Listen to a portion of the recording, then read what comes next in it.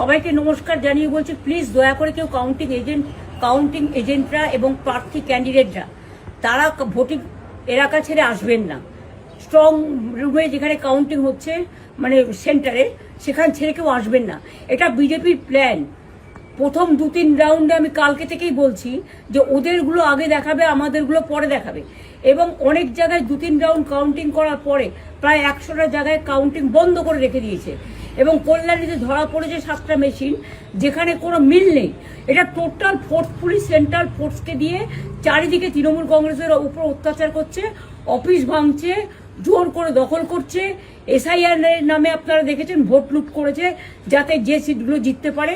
কিন্তু এখনো এমন 70টা সিট আছে, 100টা সিট আছে যেগুলো আমরা এগিয়ে আছি, সেগুলো বলছে না। টোটালটাই মিথ্যে নিউজ খাওয়াচ্ছে। আগে ডিআইসিও এই খবরগুলো দিত, কিন্তু তাকে কালকে চেঞ্জ করে দেওয়া হয়েছে। টোটালটাই ইলেকশন কমিশন নিজের ইচ্ছে মতো খেলছে, এবং সাথে কেন্দ্রীয় বাহিনীকে নিয়ে। এবং আমাদের পুলিশরা টোটাল মাথা নত করে কেন্দ্রীয় বাহিনীর আন্ডারে কাজ করছে। সুতরাং আমি আমাদের কাউন্টিং এজেন্টদের, আমাদের সমস্ত পার্টির কর্মীদের বলবো, অত মন খারাপ করার কারণ নেই। আমি বলেছিলাম সূর্যাস্ত পরে আপনারা জিতবেন। 3 রাউন্ড 4 রাউন্ড কাউন্ট হলেও এটা 14 রাউন্ড থেকে 18 রাউন্ড কাউন্ট হয়, তখন আপনারা জিতবেন। Wait and see, watch. আমরা সবাই আপনাদের সাথে আছি, আপনারা কেউ ভয় পাবেন না, নিশ্চিন্তে থাকুন। আবার বাঘের বাচ্চার মতো লড়াই করে যাবো।